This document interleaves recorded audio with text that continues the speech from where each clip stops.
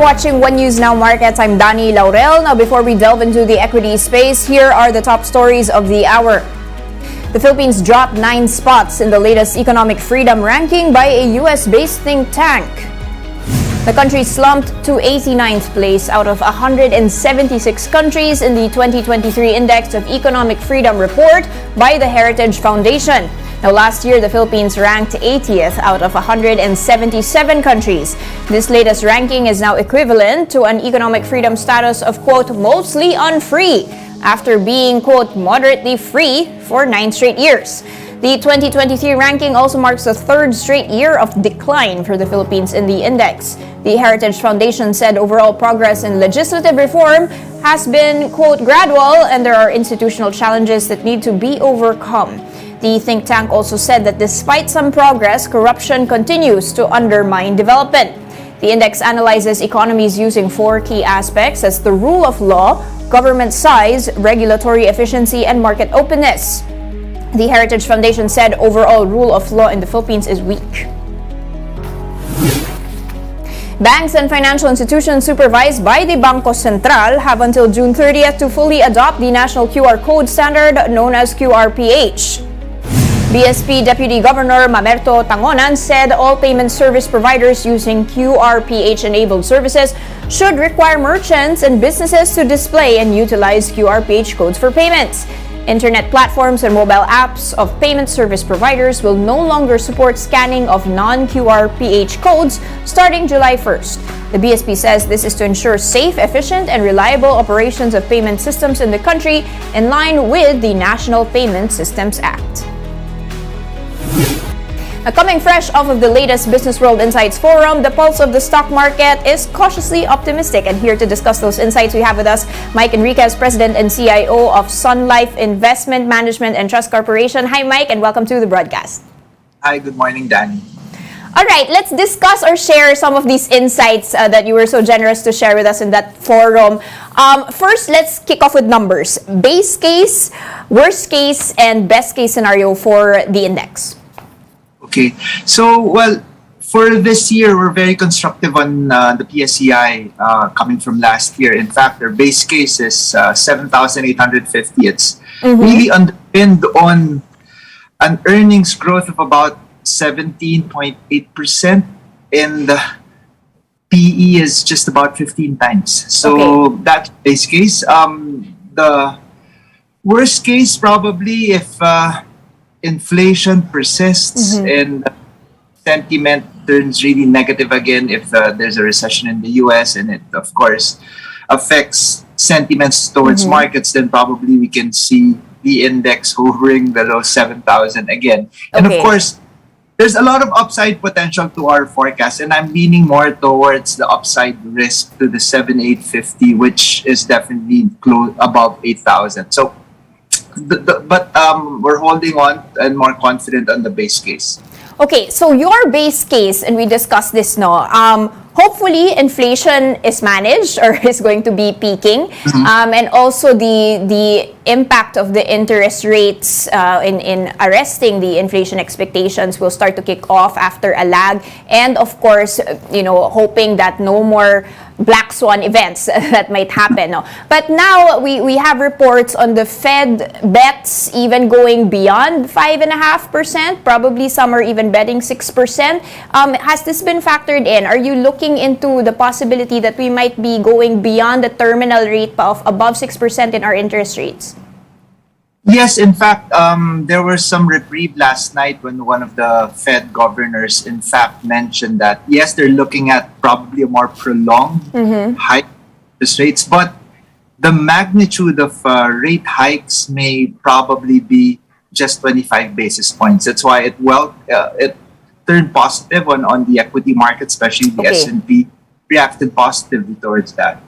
Okay, now let's talk about the risks to the downside. You mentioned in the forum the biggest concern you have is the power and energy shortage. How can we monitor that? Are there ways that we can look at the stock market and how do you treat these energy stocks? How big of a risk is this to the economy and to the markets? Well, I think it has no direct impact yet on the Philippine equity market, but more so on the economy. That's the biggest problem. Is we are confident that our economy will really grow this year, but probably a more muted growth rate of, we're looking at about 5.5 to roughly 7%. But Okay. there's also that shortage in power, which again, also feeling it, and we're moving towards the summer months, and there are also those power plants that would need regular maintenance, and we haven't really built any new significant power supply in the last few years. So that's something alarming that we need to look at.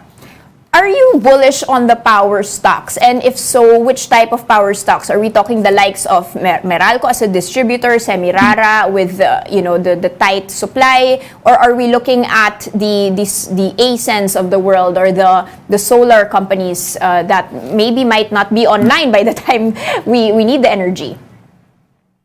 Well, we probably have to distinguish the power suppliers. The ones that have already contracted most of their capacity would probably be just hovering within the contracted prices. But the ones that still sell in Western may probably have some earnings surprises, given the fact that you may expect some uptick in prices on the tight supply on electricity. Okay, let's talk about risks to the upside. And this we discussed a lot during the forum. We need the foreign investors back. How can we get them back? And what are the bottlenecks that we're facing? What would be the main catalyst to bring back, this red exodus that we've been seeing in the past few days? Okay, so we all recognize that I think there's really a more positive sentiment towards emerging markets over developed. So, but emerging markets is broad, and Philippines is included in that space. But for the Philippines in particular, I believe we would probably first need to address the stability of the currency, which I think the central bank has been doing very effectively, which we've seen the peso stabilizing. So that is something that is welcoming to foreign investors. Okay. For again, fourth quarter earnings results, which I think has been proving to be very strong compared to analyst expectations. Okay, so let's look at the peso and those earnings. Let's talk about some of the cyclical stocks and how much more upside there is, and how optimistic are you? We have Cebu Pacific, or Philippine Star, reporting that Cebu Air is looking to fly a record 24 million passengers, and that would actually match, if not top, the 2019 record that they had. So many people flying this year, despite the high inflation, despite possibly the prices of oil. Is this like a realistic situation? And if so, what's driving this, given all of the difficulties in consumers' pockets? Well, I believe so, because we've seen as well if you've traveled recently, the airports are really congested, and I think still part of the pent-up demand for travel coming from that 3 years of we weren't able to go out of the country. So it's both domestic tourism as well as destinations in Asia. So I think Cebu Pacific is rightly placed. And I think the biggest problem now of airlines is how to allocate the planes, because I think most of them canceled their new plane orders over the last 2 years. So right now there has been demand, and demand has really ballooned to higher than 2019 levels. So I think that's some good news. Also, I heard that the airport authority has made some changes on the terminal allocations for domestic flights. I think soon they will put all domestic flights to Terminal 2. So I think it would definitely add more capacity, and it's just the planes now that would need we would need more allocation for planes. Mike, will this be dampened by a possible global recession, or maybe, OFWs not having enough money to fly home, etc.? Give us more idea on the risks to the sector, or have we seen the worst of that and it's actually now is the time to be coming in? I don't think that, because the anticipated recession in the US may just be technical in nature. When I say technical, it's just 2 quarters of negative growth. But is it really being felt by the broader economy? I don't think so. Okay. So that's maybe something that we need to be wary about, given the headline recession. It might create negative sentiment. But if you talk to the person on the ground, you really don't feel a recession. And especially OFWs have recently been deployed, and I think there's so much demand as well for those services again, in not only in the US but in other countries. Okay, so still bullish on this continuing. It's not just a revenge spending play, but people might actually be going back to normal travel levels. Another cyclical sector which I'm very interested about is gaming. You have Bloomberry coming out with, major reversal here, no? So full year net income of 5.17 billion pesos versus losses of 4.22 billion pesos, and this doesn't even include the major China reopening story, people flying in, even the Hong Kong, and Macau and Taiwan. Give us an idea of how much more this sector, or at least this stock, has room to run. Is this already has this caught up already to the pre-pandemic levels, or is there much more to be seen here? Clearly, there's much more, because if you look at their disclosure on the sources of unexpected spectacular growth, first was mass gaming, mass meaning mass with just the mass gaming and not even the VIP has increased significantly. And then on the VIP, the non-Chinese junkets and local VIPs drove. May pera. Okay. Is this, go ahead. So if you want further upside, wait till the Chinese junkets go back. Okay, can you say that this is defensive towards a global recession, towards inflation, towards all of these issues? This will continue, the revenues continue, or at a certain point it will also get dampened maybe by, people might not have enough money to gamble? Well, I think for the mass retail, definitely we can probably see some waning on that. I think it's just up demand. I think the offsetting would be if Chinese junkets would again be able to go back and gamble here in the local casinos. Definitely that will be an upside, much upside potential for the local casinos here.